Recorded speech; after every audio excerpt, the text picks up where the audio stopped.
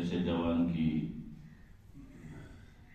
ہمارے ایک بہت عزیز دوست بھائی جناب راحت حسنین صاحب کے داماد اسد خان جو ایک اچھا نوجوان بچہ اس کے چہلم کے مجلس سے ظاہر ہے کہ ذکر بھی موت کا ہی ہونا چاہیے، اور موت ایک ایسی حقیقت ہے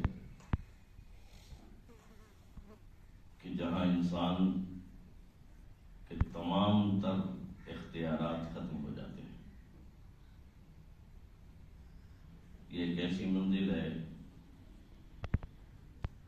کہ جہاں انسان کو یہ ماننا اور تسلیم کرنا پڑتا ہے کہ کوئی ہے، کوئی ہمارا خالق، ہمارا مالک ہے، جس نے ہمیں خلق کیا ہے، جس کے قبضے قدرت میں ہماری زندگی ہے، جس کے اختیار میں ہماری موت ہے۔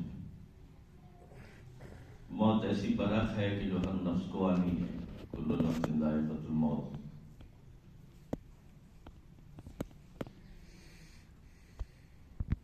لیکن سوال یہ پیدا ہوتا ہے، کیا انسان مرنے کے بعد ایک لاشے بے حس ہو جاتا ہے یا نہیں؟ انسان کیا اس کی موت آنے کے بعد، روح قبض ہونے کے بعد، کیا یہ انسان کچھ سنتا ہے، کچھ بولتا ہے، کچھ سمجھتا ہے؟ یہ ایک لاشے بے حس ہے، ایک نظریہ ہے جو یہ سمجھتا ہے کہ انسان ایک لاشے بے حس ہو جاتا ہے، بس انسان مر گیا تو اس کے بعد اس کو کوئی ضرورت نہیں ہے۔ لیکن اللہ قرآن مجید میں اس نظریے کو باطل قرار دے رہا ہے۔ ایسا نہیں ہے کہ انسان کی موت آنے کے بعد یہ انسان نہ کچھ سنتا ہے، نہ کچھ بولتا ہے، نہ کچھ سمجھتا ہے۔ قرآن مجید نے آواز دی کہ جب اللہ کے فرشتوں نے ان کی روحوں کو قبض کیا، قبض کرنے کے بعد اس حالت میں ان کی روح کو قبض کیا کہ جب وہ اپنے نفسوں پر ظلم کر رہے تھے، اپنی جانوں پر ظلم کر رہے تھے۔ قالوا فیما کنتم، اب فرشتوں نے سوال کیا، روح کو قبض کرنے کے بعد اس حالت میں کہ وہ اپنے جانوں پر ظلم کر رہے تھے، اپنے نفسوں پر ظلم کر رہے تھے، تو ان فرشتوں نے سوال کیا، قالوا فیما کنتم، کہ تم کیوں کر رہے تھے، تم ظلم کیوں کر رہے تھے، کیوں اپنے نفسوں پر ظلم کر رہے تھے؟ مرنے والا جواب دیتا ہے پلٹ کر، کنا مستضعفین فی الارض، اپنی مجبوریوں کا اظہار کرتا ہے، وہ ناکامیوں کا، وہ مجبوریوں کا اظہار کرتا ہے کہ ہم تو ناسمجھ تھے، مجبور تھے، لاچار تھے، اختیار نہیں تھا، جو بہانے دنیا میں انسان کرتا ہے۔ جب پوچھنے والا پوچھتا ہے قالوا فیما کنتم قالوا کنا مستضعفین فی الارض، میں تو زمین پر مستضعف تھا، قالوا الم تکن رسول اللہ واسعۃ فتہاجروا فیہا، پھر اس کو جواب ملتا ہے کہ تم اپنے نفس پر ظلم کر رہے تھے، اور تمہارا جواب یہ ہے کہ ہم مجبور تھے، لاچار تھے، اس لیے اپنی جانوں پر، اپنے نفسوں پر ظلم کر رہے ہیں۔ تو جواب پھر دیا جاتا ہے، الم تکن ارض اللہ واسعۃ فتہاجروا فیہا، کیا اللہ کی زمین اتنی کوتاہ تھی کہ تم ہجرت نہیں کر سکتے تھے؟ اس ماحول میں تم رہتے رہے جس پر تم اپنے ایمان کو ضائع کرتے رہے، اپنے اعمال کو ضائع کرتے رہے، اپنے نفس پر ظلم کرتے رہے، اس بہانے سے کہ ہم مجبور ہیں۔ یہ وہ لوگ جو یہ مختلف بہانے، اب تو خیر بہت زیادہ بہانے ہو گئے ہیں. سوسائٹی کا بہانہ ہے، حالات کا بہانہ ہے، ماحول کا بہانہ ہے. ہم اس ماحول میں رہتے ہیں، ہم اس سوسائٹی میں رہتے ہیں، ہم ان حالات میں رہتے ہیں. ہم کیا کرتے؟ ہم نے مجبور تھے ہم کہ ہم اسی میں ضم ہو گئے. تو یہاں سوال اور جواب فرشتوں کا یہ بتا رہا ہے کہ یہ سوال اور جواب کہ انسان مرنے کے بعد کوئی لاشیں بے حس نہیں ہے. وہ سنتا بھی ہے، وہ سمجھتا بھی ہے، وہ دیکھتا بھی ہے. فرق صرف یہ ہے کہ ایک پردہ ہے جس کے وہ اس طرف ہے اور آپ اس طرف ہیں. ایک پردہ ہے، آپ اس کو نہیں دیکھ رہے لیکن وہ آپ کو دیکھ رہا ہے. آپ نہیں سن رہے لیکن اس تک آپ کی بات پہنچ رہی ہے. اللہ نے اس موت اور حیات کو رکھا ہی اس لیے.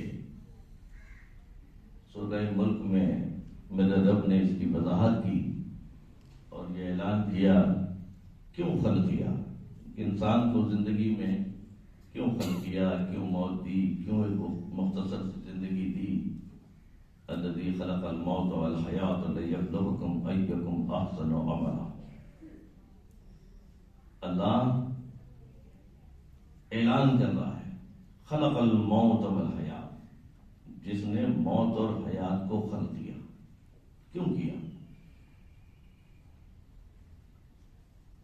لیبلوکم ایکم احسن عملا. دیکھنا چاہتا ہے، آزمانا چاہتا ہے کہ تم میں سے بہترین عمل کرنے والا کون ہے. یہاں ایک اور بات شاید میرے نوجوانوں کے لیے کام آ جائے کہ لوگ یہ سمجھتے ہیں کہ موت کوئی ثانوی شے نہیں ہے، موت کوئی ثانوی خلقت نہیں ہے، موت کوئی ثانوی حکم نہیں ہے. موت خلقت اول ہے، موت خلقت اولا ہے. تم مردہ تھے، اس موت کو حیات عطا کی ہے، حیات کو موت نہیں دی ہے. پہلی خلقت موت ہے. دنیا اب تو خیر بہت ساری ترقیاں ہو گئی ہیں تو بہت ساری چیزیں آ گئی ہیں اور آپ 50 نوجوان بہت زیادہ اس طرف متوجہ ہو سکتے ہیں. ان کے ذہن میں سوال بھی آ سکتا ہے کہ بھئی سائنس بھی خلق کر رہی ہے، مختلف طور طریقے ہو گئے جس کی وضاحت میں جانا ضروری نہیں ہے. لیکن سائنس نے خلق کر لیا مختلف ذرائع سے. تو فرق کیا ہے اللہ کی خلقت میں اور سائنس کی خلقت میں؟ کوئی فرق ہے؟ یہ اللہ بھی خالق ہے، یہ بھی خالق ہے. خلق تو کر دیا سائنس نے، جو بھی ذرائع اس نے اختیار کیے اور وہ ذرائع آپ کے علم میں، تو سائنس نے تو خلق کر دیا. تو اللہ کے خالق ہونے میں اور سائنس کے خالق ہونے میں کوئی فرق ہے؟ وہ کیا فرق ہے؟ دیکھیے سائنس نے اب تک جو کچھ خلق کیا، دو جملے آپ کے ذہن میں بیٹھانا چاہ رہا ہوں. اب تک سائنس نے جو بھی خلق کیا وہ کسی شے سے کسی شے کو بنایا ہے. وجود سے وجود دیا ہے. کچھ تھا تو کچھ بنایا ہے. ایسا نہیں ہے کہ کچھ نہیں تھا اور کچھ بنا دیا ہو. توجہ ہے نا؟ یعنی کچھ ہے، کسی شے کا وجود ہے، ایک وجود کو وجود بخشا ہے. لیکن اللہ ہمارا ایسا خالق ہے، ایسا قادر ہے کہ جو لا شے کو شے بناتا ہے، جو عدم کو وجود بخشتا ہے. وہ کچھ نہیں کو کچھ بناتا ہے. وہ لا شے کو شے بناتا ہے. خلق الموت والحیات، جس نے موت کو خلق کیا اور حیات کو خلق کیا. یعنی پہلے موت کی خلقت ہے، اس نے پہلے موت کو خلق کیا، پھر اس نے حیات تمہیں عطا کی، پھر اس نے موت عطا کی، پھر اس نے تمہیں زندہ کیا. تو وہ تو رب وہ ہے کہ جو عدم کو وجود بخشتا ہے. وہ وجود کو وجود نہیں دیتا، وہ عدم کو وجود بخشتا ہے. عدم یعنی کچھ نہیں، لا شے، نتھنگ. تو وہ لا شے کو، عدم کو، کچھ نہیں کو، اس عدم کو وجود میں لے کر آتا ہے اور پھر وجود کو عدم میں لے کے جاتا ہے. درود بھیجو محمد والے.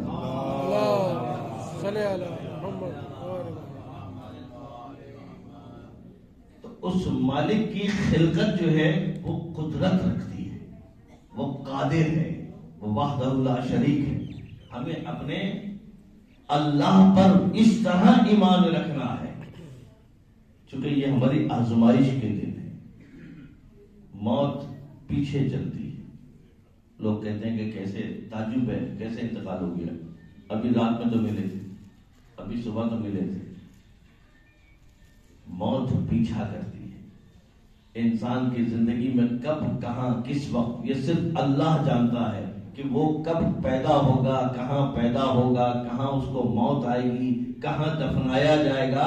اس کا علم بجز خدا کے کوئی نہیں رکھتا، اور صرف اللہ رکھتا ہے، وہ یہ جانتا ہے. تو انسان کو اس کا مطلب یہ ہے کہ ہر لمحے اپنے اندر اس فکر میں رہنا چاہیے کہ پتہ نہیں کہ موت کب آ جائے. تو اگر موت یاد ہوگی، یہود و نصارہ سے ایک بات کہی تھی سورہ جمعہ میں، آپ لوگ اکثر پڑھتے ہوں گے، فَتَمَنَّوُا الْمَوْتَ إِن كُنتُمْ صَادِقِينَ. اگر تم سچے ہو تو موت کی تمنا کرو. اس کا مطلب یہ ہے کہ تم جب موت کی تمنا کرو گے تو تمہارے اندر وہ سچائی ہوگی، وہ صداقت ہوگی، وہ حق ہوگا جس سے انسان گھبراتا نہیں ہے، کیونکہ موت برحق ہے. لیکن کیا ہم واقعاً تیار ہیں، آمادہ ہیں اس بات کے لیے کہ جب جس وقت موت آ جائے ہم مالک کی طرف جانے کے لیے تیار ہے؟ انسان کو ایسا تیار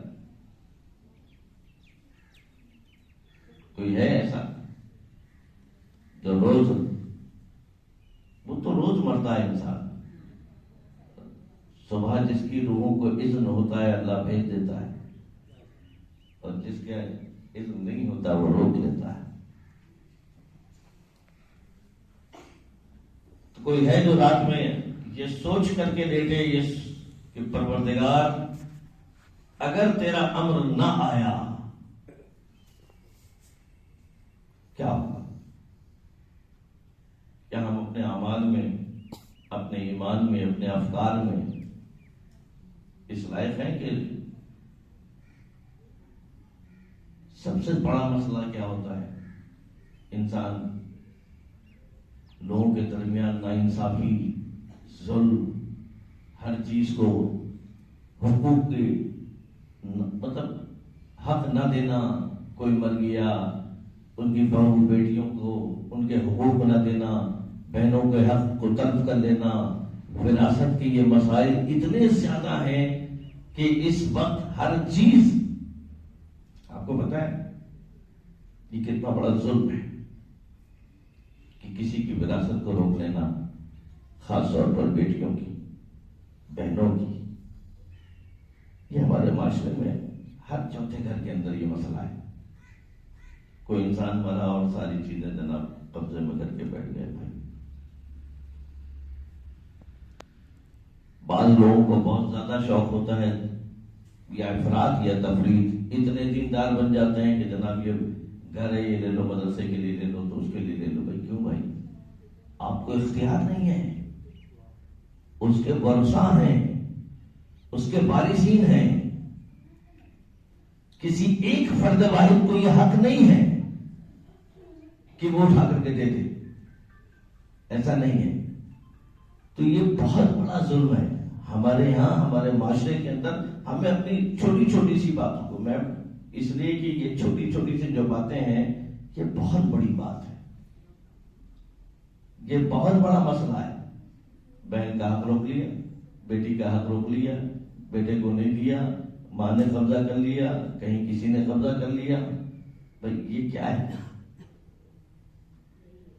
کس وقت موت کے لیے تیار ہوگا انسان؟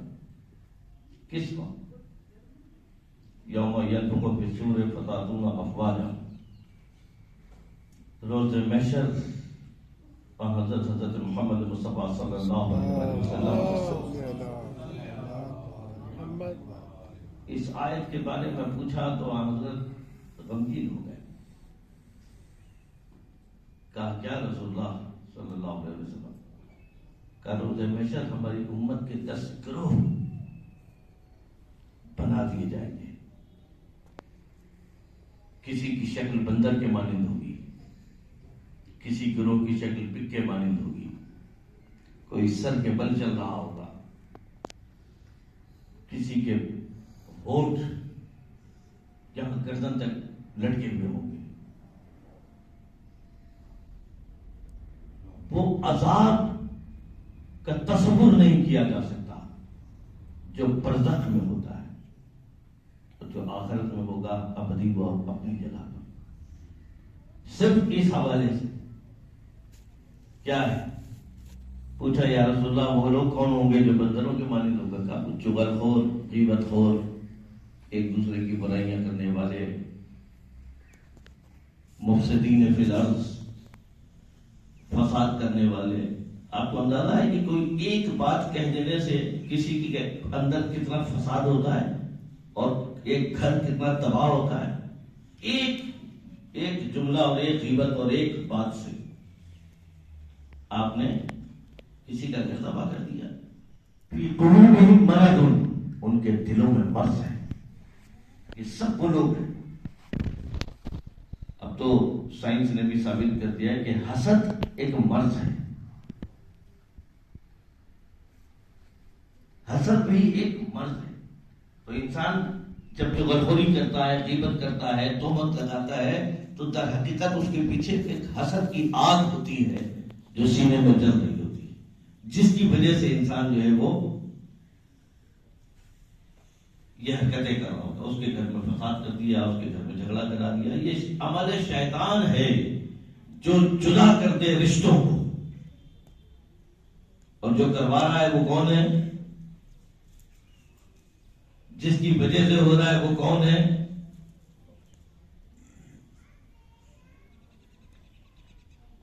ایک بڑی اہم آیت ہے، میرا دل چاہ رہا ہے کہ میں آپ کے سامنے رکھ دوں۔ لوگ یہ سمجھتے ہیں کہ میں بڑا نیک کام کر رہا ہوں، بہت اچھا کام کر رہا ہوں، اپنے اعمال کے اوپر یہ تصور ہے کہ میں بہت اچھا کام کر رہا ہوں، بہت نیک کام کر رہا ہوں۔ قرآن نے آواز دی کہ شیطان تمہارے عمل کو اچھا بنا کر پیش کرتا ہے۔ زینا اعمالہم، مزین، احسن۔ انسان یہ سمجھتا ہے کہ میں یہ بہتر کام کر رہا ہوں۔ کون کروا رہا ہے؟ یہ عمل شیطان ہے، یہ عمل شیطان ہے۔ تو ہم ان چیزوں کے سے اگر باہر نہیں نکلیں گے تو موت کے لیے کیسے تیار ہوں گے؟ ہمارا دل پاک نہیں، نفس ہمارا پاک نہیں، ذہن ہمارا آمادہ نہیں، اعمال ہمارے صحیح نہیں، افکار ہماری صحیح نہیں، دعویٰ ہے ہمارا کہ ہم جنت میں جائیں گے۔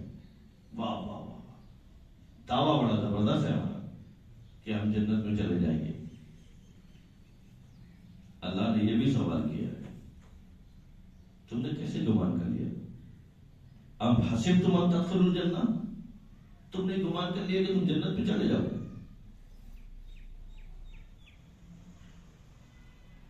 اللہ سوال کر رہا ہے، ام حسبتم ان تدخلوا الجنہ ولما يعلم الله الذين جاهدوا منكم ويعلم الصابرين۔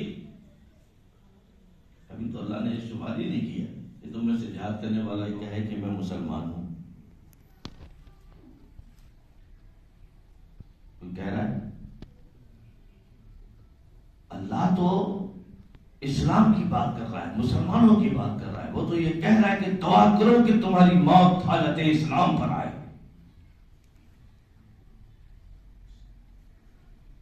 تمہاری موت اسلام پر آئے. ضروری نہیں ہے، یہ بہت اہم نقطہ ہے. بس یہی نقطہ آپ کو سمجھا کر کے میں آپ کی زحمت ختم کروں گا. بہت اہم بات ہے. دعا کریں. کوئی دعا کرتا ہے؟ ہم میں سے کون دعا کرتا ہے؟ اے میرا مالک، اے میرا رب، تجھے اپنی عزت و جلال و بزرگی کا واسطہ. اے میرا پروردگار، تجھے اپنے انبیاء خاص کا واسطہ. تجھے رحمت العالمین محمد مصطفیٰ صلی اللہ علیہ وسلم کا واسطہ. اے میرا رب، تجھے اہل بیت اطہار کا واسطہ. تجھے حسین کا واسطہ. میرا رب، جب تو ہمیں موت عطا کر تو ہمیں ایمان اور اسلام پر عطا کر. میرا مالک، ہم نے یہ نام رکھے.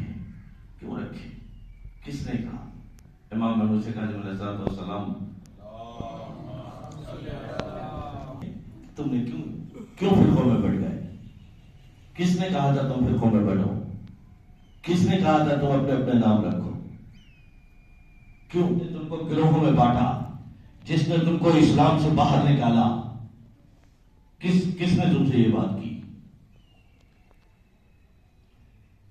اللہ نے تو اسلام اتارا. دین اسلام ہے. اور شریعت فقہ کس کو کہتے ہیں؟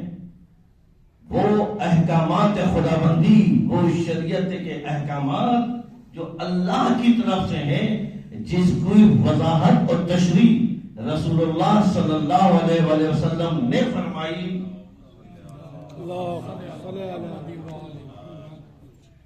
بس ایک جملہ کہہ کر کے آپ کے سماعت کو کھولنا چاہ رہا ہوں. صرف ہم اسلام کے اوپر چلنے والے ہیں، ہم اسلام کے دامن کو تھامنے والے ہیں، اور ہم جو فیصلہ ہے وہ یہی ہے کہ دین اسلام. اور آخری پیغام جو رسول اللہ صلی اللہ علیہ وسلم نے فرمایا، انی تارکم فیکم الثقلین کتاب اللہ و عزتی اہل بیتی ما ان تمسکتم بہما لن تضلوا بعدی حتی یردوا علی الخوف. میں تمہارے درمیان دو چیزیں چھوڑ جا رہا ہوں، ایک قرآن اور ایک اہل بیت.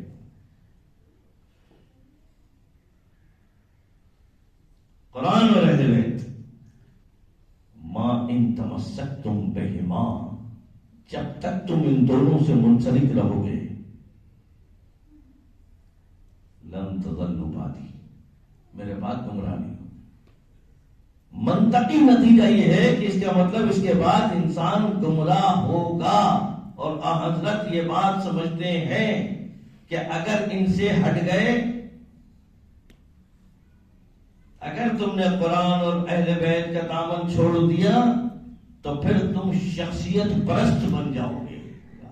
جب قرآن اور اہل بیت پر چلنے والا ہو، ہمیں اس طرف جانا ہے اور اس طرف اپنے آپ کو لے کے جانا اور ان جھمیلوں سے باہر نکلنا ہے. ورنہ یہ لوگ انسان کو اسی طرح لڑواتے رہیں گے. یہ تو شیطان کا عمل ہے، بہترین فساد کرانا، چاہے وہ گھر کا فساد ہو یا معاشرے کا. جو فساد کرائے وہ غذا ہے شیطان کی، وہ عمل ہے شیطان ہے. تو یہ پہچان ہے آپ کے لیے کہ ہر وہ شخص جو ایسی بات کرے، چاہے گھر میں کرے، چاہے ممبر پر کرے، چاہے محراب پر کرے، چاہے ممبر سے کرے، جو ایسی بات کرے کہ جس میں مسلمان جدا ہو جائیں، مومنین جدا ہو جائیں، گھر میں ناانصافیاں ہو جائیں، رشتے جدا ہو جائیں، تو بس سمجھیے کہ اس کے اندر شیطان ہے.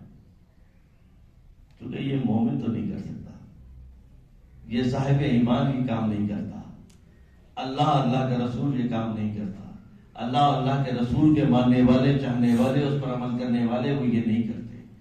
وہ فساد و مفسد فی الارض نہیں ہوا کرتے، وہ لوگوں کو جوڑتے ہیں، وہ دلوں کو جوڑتے ہیں، وہ اتحاد، اتفاق، محبت کی باتیں کرتے ہیں، وہ انسانیت کی بات کرتے ہیں، وہ شرافت، دیانت، عدالت کی بات کرتے ہیں۔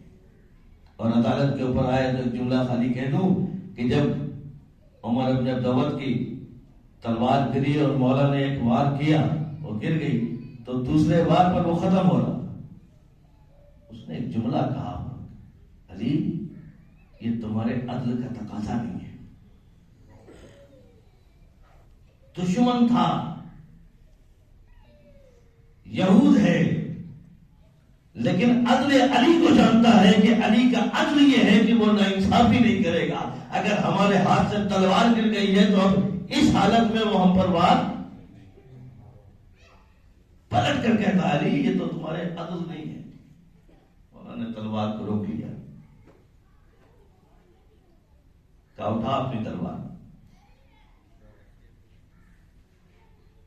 یہ ہے اسلام، یہ ہے دین، اور یہی انصاف اور یہی اسلام اور یہی حق اور یہی قرآن، یہی شفاعت کرے گا۔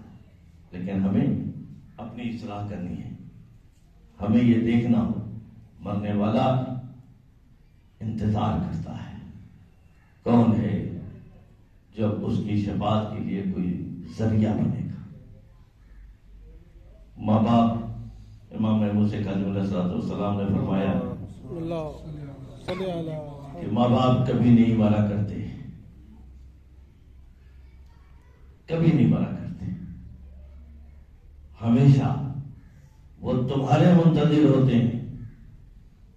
جاؤ، ایک شخص آیا رسول اللہ صلی اللہ علیہ وسلم کے پاس، کہا کیا کروں، مشکل میں ہوں، پریشان ہوں، یہ مسئلہ ہے، یہ حالات ہیں، روزگار کی، اس کی، اس دوسرے دعائیں۔ کہا جا اپنی ماں کی قبر کے پاس جاؤ، اس کے پیروں کے پاس بیٹھ کر دعا کر،